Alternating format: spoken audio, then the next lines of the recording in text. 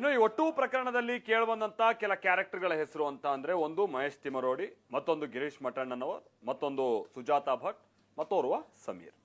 ಈಗ ಏನು ತಿಮರೋಡಿಗೆ ಸಂಬಂಧಪಟ್ಟ ಹಾಗೆ ಅವ್ರು ಏನ್ ಬಂಧನ ಆಗಿದ್ರಲ್ಲ, BL ಸಂತೋಷ್ ವಿಚಾರವಾಗಿ ಅವಹೇಳನಕಾರಿಯಾಗಿ ಮಾತನಾಡಿದಂತ ಕೇಸ್ನಲ್ಲಿ ಇವತ್ತು ಅವರಿಗೆ ಜಾಮೀನು ಸಿಕ್ಕಿದೆ. ನಂಬರ್ 1.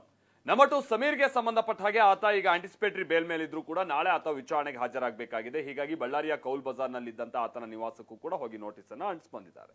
ಇನ್ನು ಮಠಣ್ಣವರ್ ಇವತ್ತು ಕೂಡ ವಿಚಾರಣೆಗೆ ಕೆಲ ಪ್ರಕರಣಕ್ಕೆ ಸಂಬಂಧಪಟ್ಟ ಹಾಗೆ ಪೊಲೀಸ್ ಸ್ಟೇಷನ್ಗೆ ಹೋಗಿ ಹಾಜರಾದ್ರು. ಅದರ ಜೊತೆಗೇನೆ ಸುಜಾತಾ ಭಟ್ ಅಂತೂ ಕೇಳೋದೇ ಬೇಡ, ನಿಮಿಷಕ್ಕೊಂದು ಗಂಟೆಗೊಂದು ಹೇಳಿಕೆಗಳನ್ನ ಕೊಡ್ತಾ ಈಗಲೂ ಕೂಡ ಬಹಳ ಕನ್ಫ್ಯೂಷನ್ ಅನ್ನ ಕ್ರಿಯೇಟ್ ಮಾಡೋ ಪ್ರಯತ್ನವನ್ನ ಮಾಡ್ತಿದ್ದಾರೆ. ಹಾಗಾಗಿ ಆಕೆಯನ್ನ ವಿಚಾರಣೆ ನಡೆಸಿದ್ರೆ ಮತ್ತಷ್ಟು ಸತ್ಯ ಹೊರಗೆ ಬರ್ಬೋದು ಅನ್ನುವಂತ ನಿಟ್ಟಿನಲ್ಲಿ ಪೊಲೀಸರು ಆ ತಯಾರಿ ಕೂಡ ಮಾಡ್ಕೊಂಡಿದ್ದಾರೆ. ಮಹೇಶ್ ಶೆಟ್ಟಿ ತಿಮರೋಡಿಗೆ ಜಾಮೀನು ಮಂಜೂರು. ಮಹೇಶ್ ಶೆಟ್ಟಿ ತಿಮರೋಡಿ ಹಿಂದೂ ಮುಖಂಡ BL ಸಂತೋಷ್ ವಿರುದ್ಧ ಅವಹೇಳನಕಾರಿ ಆರೋಪದಲ್ಲಿ ಮೊನ್ನೆಯಷ್ಟೇ ಜೈಲು ಪಾಲಾಗಿದ್ರು. 14 ದಿನ ನ್ಯಾಯಾಂಗ ಬಂಧನವನ್ನು ವಿಧಿಸಲಾಗಿತ್ತು. 2 ದಿನ ಹಿರಿಯಡ್ಕ ಜೈಲಿನಲ್ಲಿ ಸೆರೆವಾಸನೂ ಅನುಭವಿಸಿದ್ರು. ಆದ್ರಿಂದು ಕಸ್ಟಡಿಗೆ ಪಡೆದು ಪೊಲೀಸರು 3 ಗಂಟೆ ಕಾಲ ವಿಚಾರಣೆ ಮಾಡಿದ್ರು. ಮಧ್ಯಾಹ್ನದ ಬಳಿಕ ವಿಚಾರಣೆ ನಡೆಸಿದ ಕೋರ್ಟ್ ಜಾಮೀನು ನೀಡಿದೆ. ಸದ್ಯ ರಿಲೀಫ್ ಸಿಕ್ಕಿದೆ. ನಾಳೆ ವಿಚಾರಣೆಗೆ ಹಾಜರಾಗಲು ಸಮೀರ್ಗೆ ನೋಟಿಸ್. ಮತ್ತೊಂದು ಕಡೆ AI ವಿಡಿಯೋ ಸೃಷ್ಟಿಸಿ ಗಲಭೆಗೆ ಪ್ರಚೋದನೆ ಆರೋಪದಲ್ಲಿ ಯೂಟ್ಯೂಬರ್ ಸಮೀರ್ಗೆ ನಿರೀಕ್ಷಣಾ ಜಾಮೀನು ಸಿಕ್ಕಿದ್ರೂ ಸಂಕಷ್ಟ ಮಾತ್ರ ತಪ್ಪಿಲ್ಲ. ನಿನ್ನೆಯಷ್ಟೇ ಮಂಗಳೂರಿನ ಜಿಲ್ಲಾ ಸತ್ರ ನ್ಯಾಯಾಲಯ ನಿನ್ನೆ ಜಾಮೀನು ನೀಡಿತ್ತು. ಆದರೆ ವಿಚಾರಣೆಗೆ ಕರೆದಾಗ ಹಾಜರಾಗುವಂತೆ ಷರತ್ತು ವಿಧಿಸಲಾಗಿತ್ತು. ಹೀಗಾಗಿ ಇದೀಗ ನಾಳೆ ವಿಚಾರಣೆಗೆ ಹಾಜರಾಗುವಂತೆ ಸಮೀರ್ಗೆ ನೋಟಿಸ್ ಕೊಡಲಾಗಿದೆ.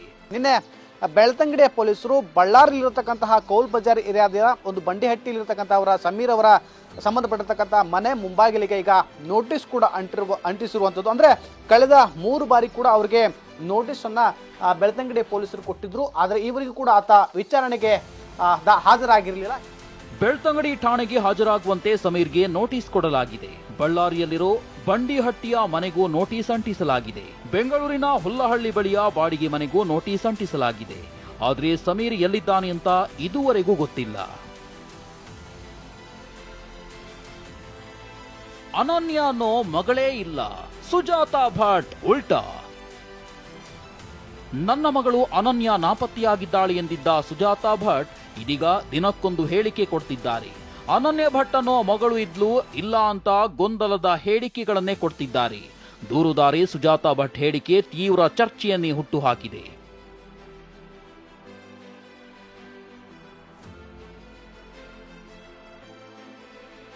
ಇಂದು ದೂರುದಾರೆ ಸುಜಾತಾ ಭಟ್ಗೆ ವಿಚಾರಣೆಗೆ ಹಾಜರಾಗುವಂತೆ SIT ನೋಟಿಸ್ ಕೊಟ್ಟಿತ್ತು.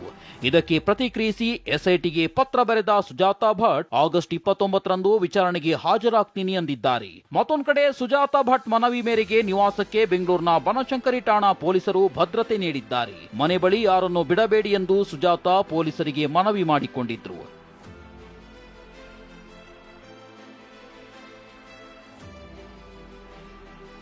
ಅನನ್ಯ ಭಟ್ ಪ್ರಕರಣದ ಬಗ್ಗೆ ಏನೇ ಸತ್ಯಾಸತ್ಯತೆ ಗೊತ್ತಾಗಬೇಕು ಅಂದ್ರೆ ಸರಿಯಾದ ತನಿಖೆಯಿಂದಲೇ ಬಯಲಾಗಬೇಕಿದೆ. Bureau report TV9.